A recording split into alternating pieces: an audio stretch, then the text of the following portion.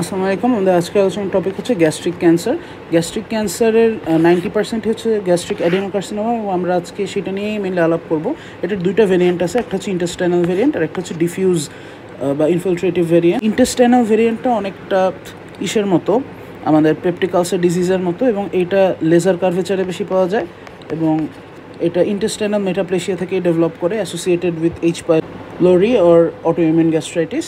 এবং এটা আমরা মরফোলজিক্যালি পাবো হচ্ছে একটা বাল্কি টিউমার হিসেবে, এবং এই বাল্কি টিউমারটা একটা এক্সোফাইটিক ম্যাস হিসেবে প্রেজেন্ট করবে উইথ ইনফিলট্রেটিং আলসার। এবং আমরা যদি মাইক্রোস্কোপিটা দেখি যে নিওপ্লাস্টিক সেলগুলি থাকবে, নিওপ্লাস্টিক সেলের অ্যাপেক্সে হচ্ছে মিউসিন ভ্যাকিউলস থাকবে এবং এগুলি এই নিওপ্লাস্টিক সেলগুলো যেহেতু গ্ল্যান্ড ফর্ম করবে, গ্ল্যান্ডেও প্রচুর পরিমাণ মিউকাস থাকবে এবং হচ্ছে নিওপ্লাস্টিক সেলগুলির জন্য একটা ডেজমোপ্লাস্টিক রিয়াকশন হবে এবং আশেপাশে এরকম ডেজমোপ্লাস্টিক স্ট্রোমা দেখা দিবে।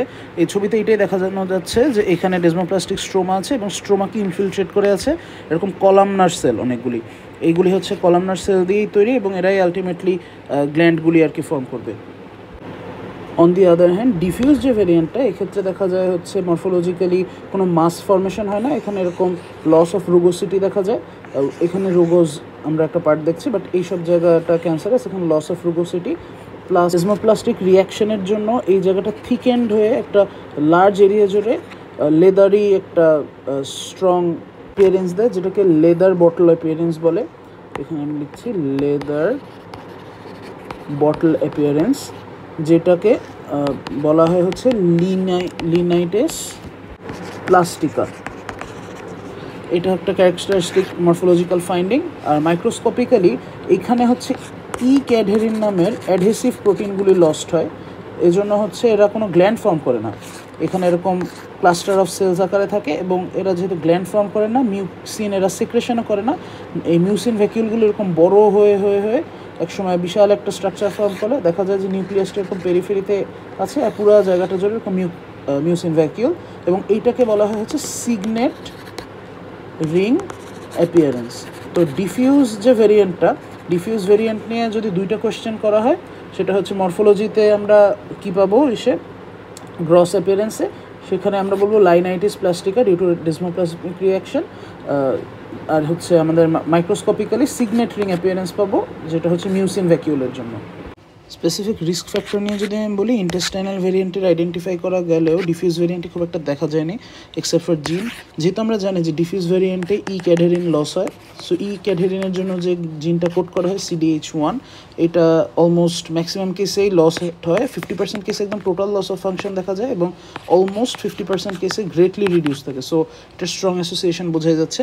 এছাড়া ইন্টেস্টাইনাল ভেরিয়েন্টেও বেশ কিছু জিন দায়ী থাকে, পার্টিকুলারলি WNT পাথওয়ের APC জিন। এছাড়া হচ্ছে CDK, যেটা সাইক্লিন ডিপেন্ডেন্ট কাইনেজ, এটা কোড করার জন্য যে জিনটা CDKN2A, দেন TGF বিটা কোড করে TGF-BR2, সেই জিনটা লস্ট হতে পারে। তাছাড়া অ্যাপোপ্টোসিসের সঙ্গে রিলেটেড ব্যাক্স জিন, এটা অনেক সময় লস্ট হয়। এছাড়া অন্য রিস্ক ফ্যাক্টরের মধ্যে old age, male gender, smoking alcohol, nitroso compound, particularly most পাওয়া যায় হচ্ছে নাইট্রোজো ডাইমিথাইলামিন। এটার সংকেত হচ্ছে এরকম দুইটা ইথাইল গ্রুপ সঙ্গে হচ্ছে একটা নাইট্রোসো গ্রুপ, এটা পাওয়া যায়।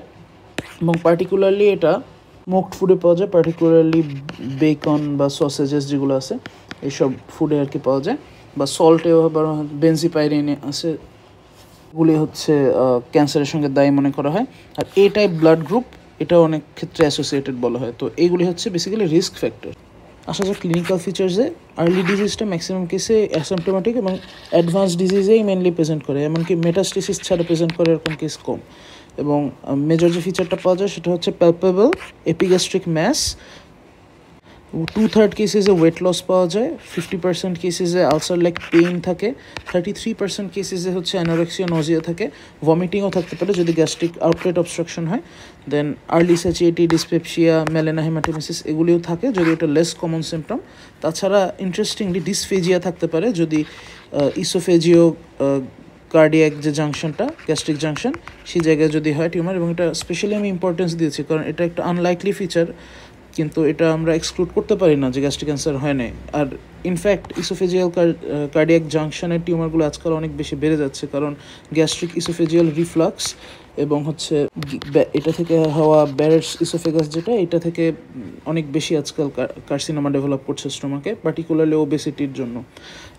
অ্যানেমিয়া একটা প্রেজেন্টিং ফিচার হতে পারে, বিশেষ করে ওকাল যে ব্লিডিংটা, মেলেনা হেমাটোমেসিস এগুলির সঙ্গে অ্যাসোসিয়েটেড। আর মেটাস্টেসিসের ইন্ডিকেটর হচ্ছে জন্ডিস, যে লিভার ইনভলভমেন্ট হচ্ছে। এবার আমরা মেটাস্টেসিস জোনগুলি দেখি। মোস্ট ক্লাসিক যে ইনভলভমেন্টের সাইট সে হচ্ছে লিভার। এছাড়া সুপ্রাক্লাভিকুলার লিম্ফ নোডের ইনভলভ হতে পারে, পার্টিকুলারলি লেফট পার্টটা, যেটাকে হচ্ছে ভার্চুস গ্ল্যান্ড বলে, এটা একটা ক্লাসিক ফাইন্ডিং। দেন আম্বালাইকাসে হতে পারে, মেটাস্টেসিস হতে পারে, যেটাকে সিস্টার জোসেফ নডিউল বলে, এবং এটা প্যালপেবল থাকে অনেক কেসেসেই। ওভারিতে স্প্রেড করতে পারে, স্পেসিফিক্যালি ডিফিউজ যে ভেরিয়েন্ট এটা বেশি স্প্রেড করে, এবং এটাকে বলা হয় হচ্ছে ক্রুকেনবার্গস টিউমার। অনেক সময় দেখা যায় যে ওভারিয়ান টিউমারে সিগনেট সেল পাওয়া গেছে, এবং এটা একদম খুব স্ট্রং একটা সাইন আমাদের মেটাস্টেটিক স্প্রেডের। স্পেশাল কিছু সাইন থাকে, এগুলি মেইনলি প্যারানিওপ্লাস্টিক সিনড্রোমের সঙ্গে অ্যাসোসিয়েটেড মনে করা হয়। একটা হচ্ছে অ্যাকান্থোসিস নাইগ্রিকা, এটা হচ্ছে হাইপার পিগমেন্টেড প্ল্যাক ফর্ম করে স্কিনের বিভিন্ন জায়গায়, স্পেশালি হচ্ছে ইন্টারটিগুয়াস যে জায়গাগুলো যেখানে আর কি ফোল্ড হয় দুইটা স্কিনের, সেসব জায়গায় বেশি পাওয়া যায়, পার্টিকুলারলি নেক এবং এক্সিলায় পাওয়া যায়। এবং এইটা ইউজুয়ালি ওবেসিটি বা মেটাবলিক সিনড্রোম, মানে যে ডায়াবেটিস মেলাইটাস এগুলির সঙ্গে অ্যাসোসিয়েটেড, রেয়ারলি ম্যালিগনেন্সিসের সঙ্গে অ্যাসোসিয়েটেড, এবং যদি অ্যাসোসিয়েটেড হয় সেটা ইউজুয়ালি স্টোমাক ক্যান্সারের সঙ্গে অ্যাসোসিয়েটেড হয়। লেজার ট্রেল অফ সাইন, এটা হচ্ছে সেবোরিক ক্যারাটাইটিসের সাডেন অনসেট, এবং খুব অনেক একসাথে অনেকগুলো হচ্ছে। তো এইটা ইউজুয়ালি মনে করা হয় যে সাইটোকাইন যে রিলিজ হয় গ্যাস্ট্রিক টিউমারের থেকে, সেগুলি থেকে আর কি এটার আর কি অনসেটটা হয়, এবং অনেক ম্যালিগনেন্সিসের সঙ্গেই এটা অ্যাসোসিয়েটেড, কিন্তু গ্যাস্ট্রিক ক্যান্সারটা কমন আর কি। এছাড়া ট্রোজার সাইন দেখা যায়, এটা প্যারানিওপ্লাস্টিক সিনড্রোমের মধ্যে যদি এমন হয় যে থ্রোম্বোফ্লেবাইটিস ডেভেলপ করেছে, সেক্ষেত্রে ট্রোজার সাইন দেখা যেতে পারে। তাছাড়া ডার্মোমায়োসাইটিসও অনেক ক্ষেত্রে দেখা যেতে পারে। তো এরপরে আমরা আসি ইনভেস্টিগেশন অফ চয়েস হচ্ছে আপার জিআই এন্ডোস্কোপি, এবং এখানে আমি দাগ দিয়েছি কারণ কিছু কিছু জিনিসে অবশ্যই 100% আমাদের আপার জিআই এন্ডোস্কোপি করতেই হয়। এই সাইনগুলি আমি কয়েকটা অলরেডি বলে ফেলেছি, এবং আন্ডারলাইন যে করা লাল, palpable epigastric mass, unintended weight loss, then হচ্ছে haematemesis, melaena, then dysphagia, anaemia, মানে anaemia due to unknown cause, এছাড়া হচ্ছে ভমিটিং, পারসিস্টেন্ট ভমিটিং। এই কেসগুলির ক্ষেত্রে আপার জিআই এন্ডোস্কোপি মাস্ট। এছাড়া বায়োপসি করা উচিত স্টোমাকের ক্ষেত্রে, বিশেষ করে হচ্ছে লিগনেন্সি ডিফারেন্সিয়েশনের জন্য এটা দরকার, এবং কতদূর কী অবস্থা এটা বোঝার জন্য দরকার। আর আমরা স্টেজিংয়ের পারপাসে ইউএস, যেটা হচ্ছে endoscopy guided ultrasonogram, cat scan, এগুলি হচ্ছে লোকাল স্প্রেড কত দূর হচ্ছে এটা চেক করি, আর ল্যাপারোস্কোপিক ইউজ করে হচ্ছে মেটাস্টেসিস লিভারে গিয়েছে কিনা এটা চেক করে থাকি। ট্রিটমেন্ট যদি আমি একটু বলি, গোল্ড স্ট্যান্ডার্ড বা ট্রিটমেন্ট অফ চয়েস হচ্ছে টোটাল গ্যাস্ট্রেক্টমি উইথ লিম্ফেডেনেক্টমি, এবং যদি পসিবল হয় স্প্লিনটা প্রিজার্ভ করা উচিত, কারণ এটা খুব ডেঞ্জারাস একটা জিনিস, রাপচার হতে পারে। ইসোফেজিও গ্যাস্ট্রিক জাংশনে যদি দেখা যায় টিউমার স্প্রেড করেছে, সেক্ষেত্রে ডিস্টাল ইসোফেজিক্টমিও করা হয় এটার সাথে প্লাস এটাই। এছাড়া স্মল টিউমারের ক্ষেত্রে মানে লোকালি মিউকোজাল রিসেকশনটা অনেক ক্ষেত্রে বলে, বাট ইউজুয়ালি সবচেয়ে মানে ট্রিটমেন্ট অফ চয়েস স্মল টিউমারের ক্ষেত্রে পার্শিয়াল গ্যাস্ট্রেক্টমি উইথ লিম্ফেডেনেক্টমি, এটা বিলিরথ 1 বা রোনে ওয়াই যে রিকনস্ট্রাকশন অপারেশন আছে এর মাধ্যমে করা হয়। আর পোস্ট পেরি অপারেটিভ কেমোথেরাপি হিসাবে সিসপ্লেটিন, 5 ফ্লুরোইউরাসিল, দেন এপিরুবিসিন এগুলো ইউজ করা হয়। এপিরুবিসিন নিয়ে একটু আমি এক্সট্রা বলি যে এটা অনেক সময় ডাইলেটেড কার্ডিওমায়োপ্যাথির সঙ্গে রিলেটেড হতে পারে, স্পেসিফিক্যালি এর যে ডক্সোরুবিসিন এটা অ্যাসোসিয়েটেড বেশি। তো গ্যাস্ট্রিক ক্যান্সার নিয়ে এটুকুই। আমি আরেকটা জিনিস একটু ইনক্লুড করতে চাই আলোচনায়, সেটা হচ্ছে causes of upper GI bleeding. তো ইসোফেগাস রিলেটেড আমরা 3টা কজ দেখি। ফার্স্টলি হচ্ছে ইসোফেজাইটিস হচ্ছে 10% অফ অল কজেসের সঙ্গে রিলেটেড, স্পেসিফিক্যালি যদি হাইটাস হার্নিয়া থাকে সেক্ষেত্রে বেশি। তারপর হচ্ছে যদি লিভার সিরোসিস হয় সেক্ষেত্রে হচ্ছে ভ্যারিসিস, ইসোফেজিয়াল ভ্যারিসিস ডেভেলপ করতে পারে, যেহেতু এটা একটা পোর্টোক্যাভাল অ্যানাস্টোমোসিসের সাইট, সেটা রাপচার হয়ে এখানে ব্লিডিং হতে পারে। দেন হচ্ছে ম্যারলি ওয়াইস সিনড্রোম, এক্ষেত্রে হচ্ছে লঙ্গিটিউডিনাল টিয়ার হতে পারে, ইসোফেজিয়াল যে লঙ্গিটিউডিনাল লেয়ার অফ মাসেল, সেখানে আবার লঙ্গিটিউডিনাল টিয়ার হলে অনেক ক্ষেত্রে দেখা যায় ব্লিডিং হয় 5% অফ অল কেসেসে। আর স্টোমাকে যদি বলি, স্টোমাকে এনসেড এবং অ্যালকোহল ইউজের জন্য গ্যাস্ট্রিক ইরোশন হয়, এটা একটা কমন কজ। ইরোশন থেকে মোর কমনলি যখন আলসারেশন ফর্ম হয়, peptic ulcer disease, 35 to 50% of all কেসেসে এখানে দেখা যায় যে ব্লিডিং হচ্ছে।